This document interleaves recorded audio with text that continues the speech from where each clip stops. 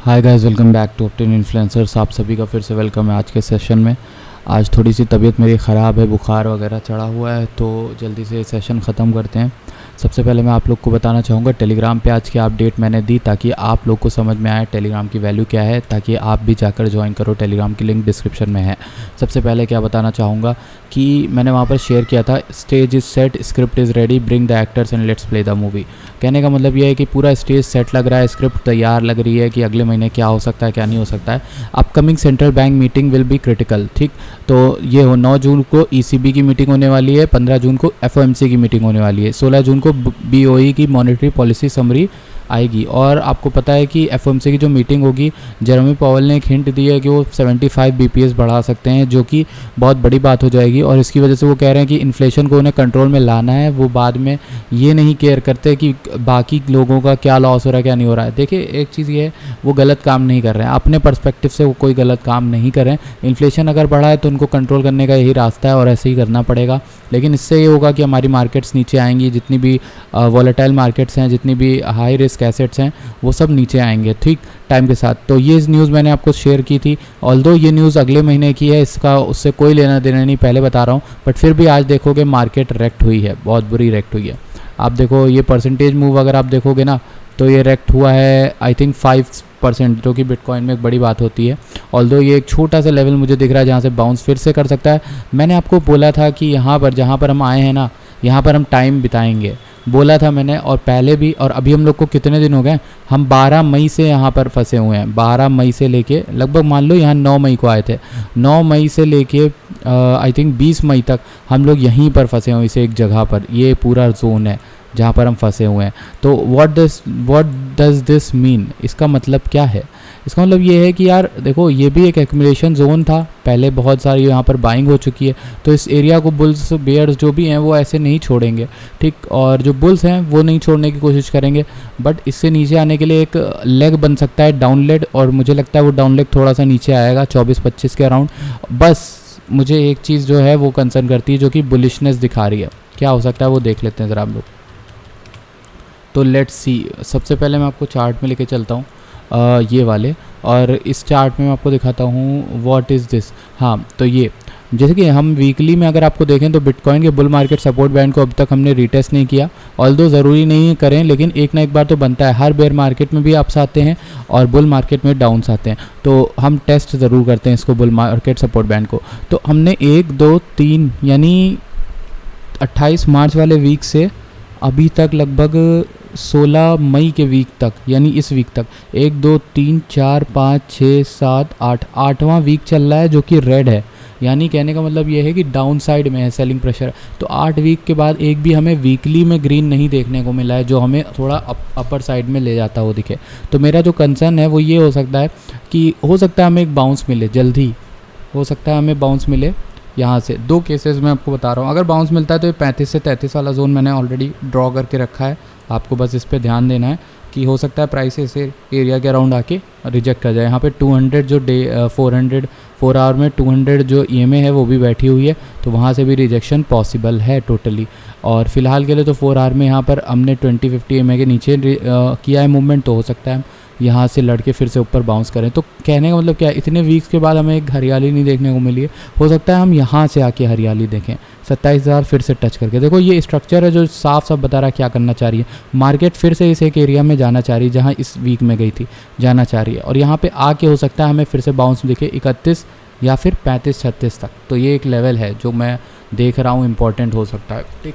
और उसको हम क्या देखेंगे, अप ट्रेंड देखेंगे क्या, हम उसको क्या देखने वाले हैं वो डिसाइड करेगा तब जब हम आ जाएंगे।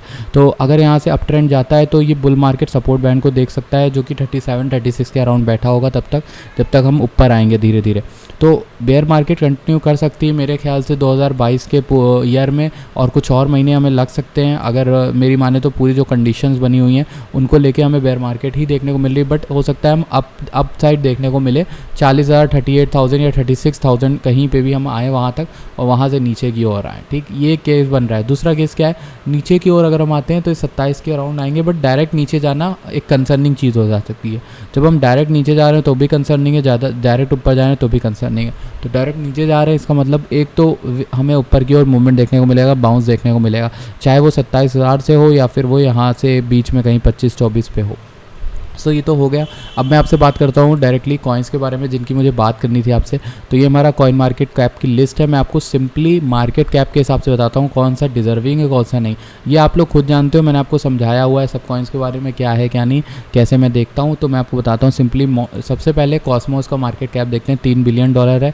वहीं पोल्का डॉट का मार्केट कैप $9 बिलियन है, जबकि कॉस्मोस मुझे ज़्यादा तगड़ा प्रोडक्ट रखता है। आप देख रहे हो कॉस्मोस इस साल बहुत सारे एयर ड्रॉप्स आने वाला है। कॉस्मोस पे सीक्रेट टोकन बना, कॉस्मोस की इकोसिस्टम में आपका लूना भी बना था, कॉस्मोस के इकोसिस्टम में आपका रून भी बना है। तो बहुत अच्छे अच्छे प्रोजेक्ट कॉस्मोस में बन रहे हैं और इसका $3 बिलियन का मार्केट कैप मुझे तो नहीं लगता कि बहुत वैल्यूड है। तो मुझे लगता है कि कॉस्मोस जो है इस डिप में बाय करने के लिए सबसे बेहतर हो सकता है। इसको बाय करने का तरीका, प्राइस क्या रह सकता है वो मैं ट्वीट में नहीं बताया था, बट इसको प्राइस करना हो तो यार 5, 6, 7 अराउंड कहीं भी आए तो वहाँ लेना डिप में, ठीक है, अगर ये गिरता है। और दूसरा कॉइन जो मुझे आपको बताना है वो है कुसामा। कुसामा क्यों बोल रहा हूँ, पोल्का डॉट आपका $10 चल रहा है, टोटल मार्केट कैप अभी भी $9 बिलियन है, ठीक। और कुसामा का मार्केट कैप सिर्फ 600 मिलियन आके रह गया है। कुसामा आपको पता है क्या है, जो भी पोल्का डॉट पे प्रोजेक्ट लॉन्च होते हैं वो कुसामा के थ्रू जाते हैं। तो कुसामा की वैल्यू, कुसामा की यूटिलिटी, कुसामा की पावर हमेशा बनी रहेगी। और 600 मिलियन का मार्केट कैप बहुत कम है मेरे ख्याल से। पोल्का डॉट से कंपेयर कर लो, 9 बिलियन का चल रहा है, तो इससे आधा, 1 गुना 10% कुछ तो होना चाहिए। आई थिंक 900 मिलियन भी हो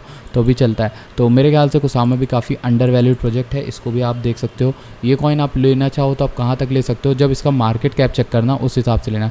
जब इसका मार्केट कैप 500 मिलियन के नीचे आने लगे तब आप बाय कर सकते हो इसको, ठीक, तब देखना, अभी मत देखना। अभी जो भी कॉइन मैं आपको बताते जा रहा हूँ इनको आप नज़र रखना, इन सबको आप अपनी फेवरेट लिस्ट में डाल लो, और जब ये आपको लगे कि बहुत ज़्यादा अंडर वैल्यूड हो गए हैं उस समय आप लेना स्टार्ट कर देना इन कॉइन्स को। वैसे कुसामा तो बहुत ज़्यादा नीचे आ चुका है, आई थिंक ये 50-60 के अराउंड भी आपको मिले तो आप उठा सकते हो। नेक्स्ट कॉइन के बारे में बात करें तो हमारा है मूनबीम। मूनबीम भी हमारा पोल्का डॉट पे रिलेटेड प्रोजेक्ट है। 300 मिलियन का मार्केट कैप आ गया। जब ये लॉन्च हुआ था आई थिंक इसका 1 बिलियन भी गया था मार्केट कैप। देख लेते हैं ज़रा हम लोग, इसका मार्केट कैप गया था आई थिंक सो, यस देखिए यहाँ पर गया था, इसका मार्केट कैप 1 बिलियन गया था और 300 मिलियन आ गया। तो अगर मुझे लगता है कि पोल्का डॉट की ग्रोथ होगी तो जितने भी कॉइन मैं आपको बता रहा हूँ, पोल्का डॉट से 3 प्रोजेक्ट बता दिए। पोल्का डॉट का कुसामा, पोल्का डॉट खुद बढ़ेगा, मूनबीम भी बढ़ेगा, क्योंकि 300 से 900 आराम से इजीली पॉसिबल है, $3 ये जा सकता है। और इसको अगर आपको लेना हो तो आई थिंक आप इसको ले सकते हो 80-90 सेंट्स कहीं भी आप लो, लेकिन $1 के नीचे ही लेना। और जब आपको अंडर वैल्यू लगे, मेरे ख्याल से मेरे जो सब्सक्राइबर हैं, व्यूअर्स हैं, वो इतने इंटेलिजेंट हो गए हैं कि उन्हें पता है कौन सा कॉइन अंडर वैल्यूड है कौन सा नहीं। तो देखो लिस्टिंग के अराउंड ये था आई थिंक 80 सेंट्स के अराउंड, 80 आई थिंक यहाँ पर, और गया कितना लंबा था देख लो, $50 तक दिखा रहा है इसमें। तो $9 से नीचे गिरते हुए आ रहा है, तो 9x 10x के तो ऐसे ही चांसेस हैं। तो अब नेक्स्ट कॉइन की बात करें तो सीक्रेट टोकन की बात कैसे हम भूल सकते हैं। 320 मिलियन का मार्केट कैप है, इसका टोटल मार्केट कैप आपको दिखाऊं तो आई थिंक 3 महीने में अगर देखें हम लोग तो कहाँ से आए हैं हम लोग, 1 बिलियन मार्केट कैप था इसका आई थिंक मार्च में, और वहाँ से हम लोग कितना गिर गए हैं। तो इसका भी मुझे वही सीन लग रहा है जो आपको मूनबीम का लग रहा है। अच्छा प्रोजेक्ट है, हालांकि मैं सीक्रेट को ज़्यादा सपोर्ट करता हूँ मूनबीम के अलावा।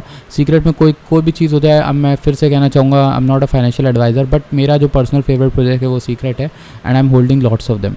और ये टाइम के साथ बढ़ेगा, ऐसा मेरा जो एनालिसिस है वो कहता है, फंडामेंटल एनालिसिस या कोई भी एनालिसिस आप कह लो। तो इसको अगर आपको बाय करना है तो मैंने इसके लिए आपको ट्विटर पे एक पोस्ट दी हुई है। 1.8 से नीचे मैं DCA करना स्टार्ट कर दूंगा।